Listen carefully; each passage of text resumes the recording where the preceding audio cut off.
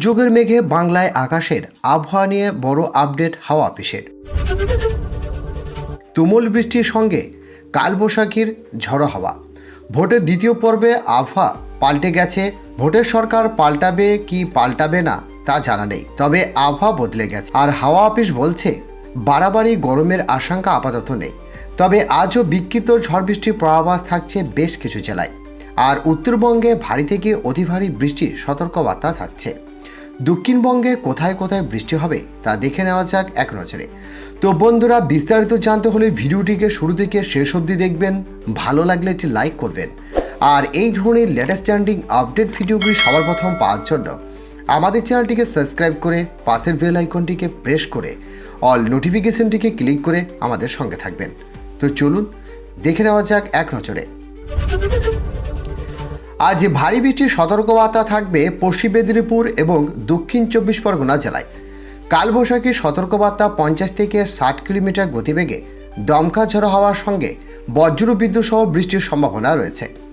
বিক্ষিপ্তভাবে শিলাবৃষ্টিপাতের সম্ভাবনা থাকছে উত্তর 24 পরগনা, পূর্ব পশ্চিম মেদিনীপুর এবং পূর্ব পশ্চিম বর্ধমান জেলাতে। দক্ষিণবঙ্গের বাকি জেলাতে 30 থেকে 50 কিলোমিটার গতিবেগে দমকা ঝড়ো হাওয়ার সঙ্গে বজ্র বিদ্যুৎ এবং শিলাবৃষ্টিপাতের সম্ভাবনা রয়েছে। আগামীকাল পর্যন্ত ঝড় বৃষ্টির সম্ভাবনা থাকবে দক্ষিণবঙ্গে প্রায় সব জেলাতেই। ঝড় বৃষ্টির বেশি সম্ভাবনা থাকবে নদিয়া, মুর্শিদাবাদ, বীরভূম, উত্তর 24 পরগনা, দক্ষিণ 24 পরগনা, পূর্ব বর্ধমান এবং পূর্ব মেদিনীপুর জেলায়।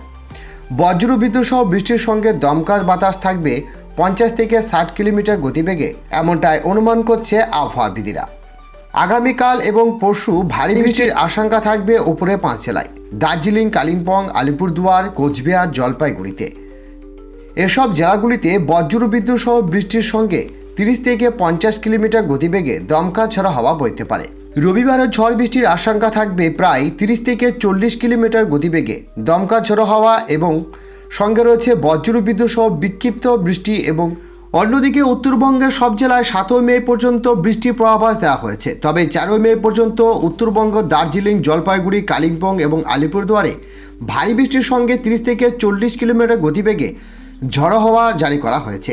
এই সমস্ত জেলায় আগামী 7 দিনে তাপমাত্রার সর্বোচ্চ তাপমাত্রা কোনো রকম হেরফের হবে না, বরং ঝড় বৃষ্টিপাতের সম্ভাবনা জারি করেছে আলিপুর আবহাওয়া দপ্তর।